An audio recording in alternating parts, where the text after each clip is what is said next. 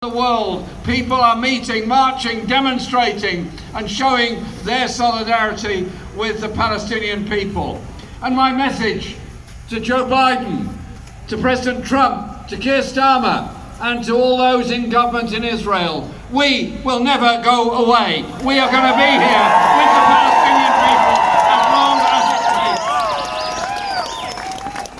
takes. And these global protests have gone on for all of the past year and more, but they've also gone on for decades and decades. And as the General Secretary of the UN quite rightly pointed out last October, the events of October the 7th didn't come from nowhere. The imprisonment of Palestinian people in Gaza didn't come from nowhere. The occupation has gone on all these years. And now we are at the situation where over 45,000 recorded deaths in Gaza over the past year. And that is before the rubble is shoveled away and all the other bodies start to appear. The British Medical Association journal, The Lancet, which is a very, very reputable magazine, reckons there are possibly as many as 100,000 dead altogether in Gaza, as the IDF has pushed southwards, created famine conditions in the north of Gaza, created the most horrific conditions for those seeking medical help in the south around the Rafah crossing, and attempting to push the Palestinian people out of Gaza into the Sinai to create another Gaza Strip in the Sinai. Egypt is obviously opposed to that because they believe Israel should be withdrawing from the Gaza Strip, and of course they are right about that. But these things don't happen by accident. Bombs raining down on people with no defense whatsoever, of children sleeping in canvas tents, have no defense against a 21st century high-tech bomb that comes through the thin thing that protects them from the rain and the cold in Gaza in winter. That is the reality of what this war is about. Talk to any medical professional that's been in Gaza. These are hard-bitten people that have worked for years in hospitals, been through the trauma of holding hands of people who are dying. And when they're talking to me and others of describing what it's like to try and work in a hospital in Gaza, they then burst into tears. It takes a lot for a long-term professional, doctor, surgeon, nurse, to burst into tears at the description of what a patient went through. And they told me about what it was like to amputate limbs of children without anaesthetic, witnessing patients dying of starvation and dehydration when they know a few kilometers away there's all the water, all the medicines, all the food and everything you need for survival. This is a deliberate destruction of life in Palestine by the Israeli Defense Force, and we're watching it on real time in television. I was invited very kindly by the government of South Africa to go to The Hague to witness their case at the International Court of Justice. And I was there listening very carefully to the utterly brilliant presentation by South Africa. And I reflected. I grew up during the time of apartheid, and I was an activist against the apartheid regime in South Africa for many, many years, and it wasn't a popular cause for a long time. It was only really after Mandela's 70th birthday concert in Wembley that things began to change, and it became the massive popular cause it was. I just reflected, all those years the South African people suffered the brutality and the murder of the apartheid regime against the people of Soweto and the other townships. And they got rid of apartheid, they got rid of nuclear weapons, and a new South Africa was born. Not without its troubles, that's for sure, and they freely admit that.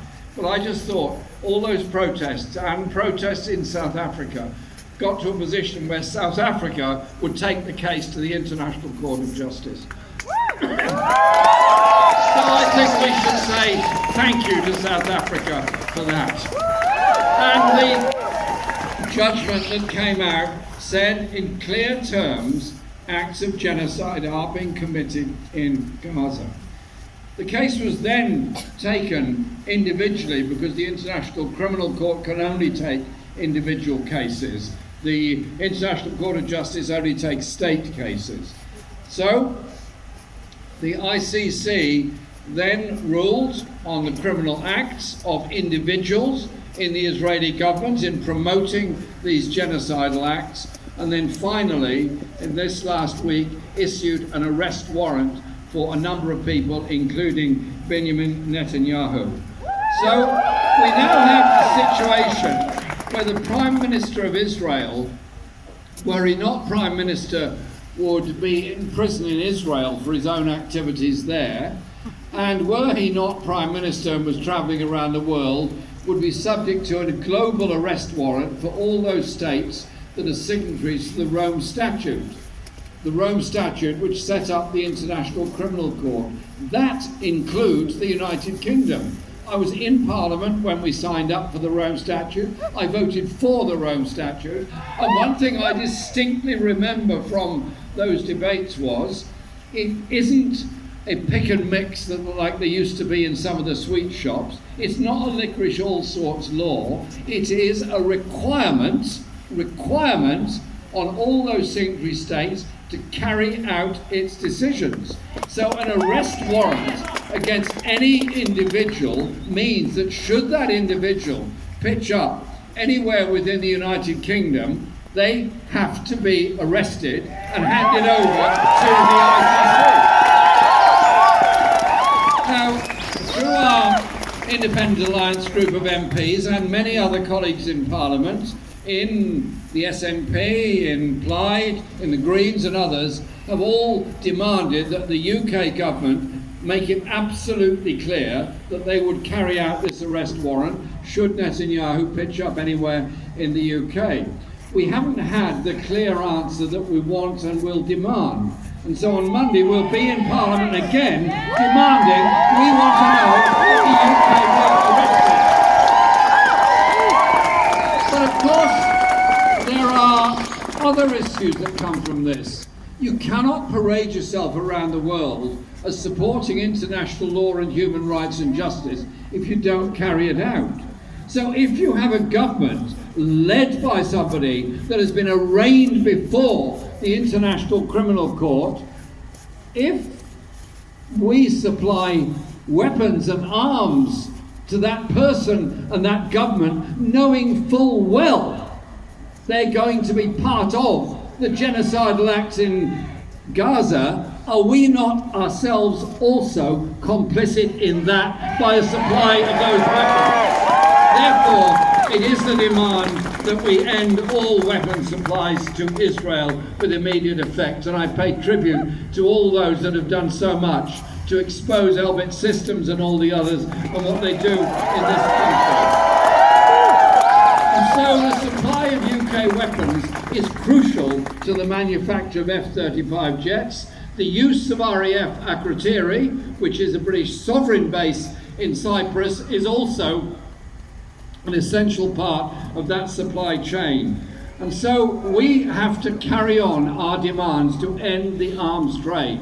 And that arms trade goes very broad and very deep, and we've just produced a book, which was mentioned earlier, called The Monstrous Anger of the Guns, which explains, that comes from the Wilfred Owen poem written in the First World War. The Monstrous Anger of the Guns explains the power of influence and corruption of the arms trade all around the world. $2.4 trillion per year is spent on armaments.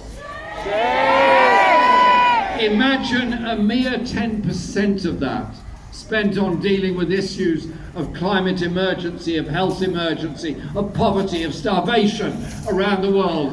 You'd see a very different and a much happier world as a result of it. But at the moment, what we're witnessing is the destruction of life in Gaza. We're witnessing the deaths of thousands on the West Bank. We're witnessing new settlements on the West Bank, and we're seeing the continued trauma of the Palestinian generation of 1948 in refugee camps in Jordan, in Lebanon, in Syria, and the huge Palestinian diaspora all around the world, to whom I pay enormous tribute, especially those Palestinians that are here with us today in Edinburgh this morning.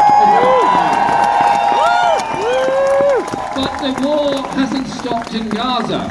There's been bombardment of Yemen, and there's been the bombing and occupation of southern Lebanon, the southern suburbs of Beirut, and the destruction particularly, and this is where it's so awful, of health facilities all over Lebanon by IDF bombardments. So we're seeing the use of weaponry all over Lebanon, and we're now seeing the danger of a developing war with Iran as well. And so our protests are more important than ever. We'll have a national demonstration next Saturday in London. I'll be there again. With as many of you as can get there, please come. I know it's a long journey and I know it's very expensive, but having people on demonstrations matters. And sometimes when I get home to a demonstration, I think, well, what was all that about? And then you speak to somebody in Gaza or in the West Bank and they just say thank you, because your demonstrations give us heart, give us hope, and give us that sense of solidarity. And so we have much work to do, and we'll carry on doing it, making those demands to end British complicity in the bombardment of Gaza and the destruction of life of the Palestinian people. Yesterday in London, I welcomed a man to my office, a member of the Knesset, Ofer Kassim, who is a Jewish member of the Knesset. He's been banned from the Knesset because of his support for Palestine and the Palestinian people, and he's spending his exile from Knesset touring the world in solidarity with the people of Palestine.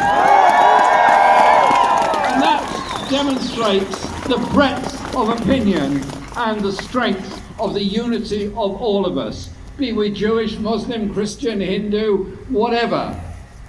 We're there because we believe the Palestinian people should be allowed to live in peace, in freedom, and above all, in recognition and not under occupation. The last thing I want to say is this, because I realise I've gone on a bit too long. The last thing I want to say is this. When occupation takes place anywhere, the occupying power or force tries to destroy the very humanity of the people under occupation. That's what occupation does. It's not just the tanks, the jeeps, the rockets, the barbed wire, the razor wire, and all that. It is also about denigrating the whole culture that they're trying to run. It goes through history. The way in which every African person was demonized by all the European powers in order to accommodate the slave trade. The way in which the black community in the USA was demonized by the slave owners and the slave industry in order to demonize them and therefore make it in some weird, convoluted way acceptable. And that's what's happened with the Palestinian people. They've been demonized, they've been threatened, they've been destroyed, and their whole culture has been denigrated. So I think, in addition to our solidarity, we should be celebrating, and we do, the music, the poetry, the art, the history, the culture, the religion, the faith, the science, the ideas of the Palestinian people.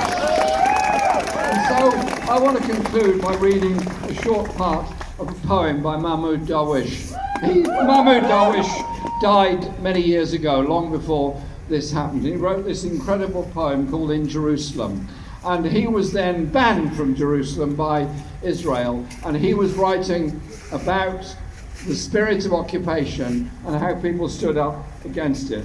And the last part of the poem, and I'll read it, says, I don't walk, I fly, I become another, transfigured, no place and no time. So who am I?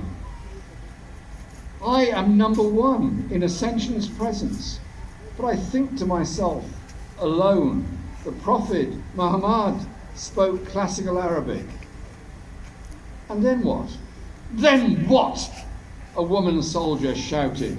Is that you again? Didn't I kill you? I said, yes, you killed me. And I forgot, like you, to die. The Palestinian people will live on forever, and we will support them forever. Thank you for being here today.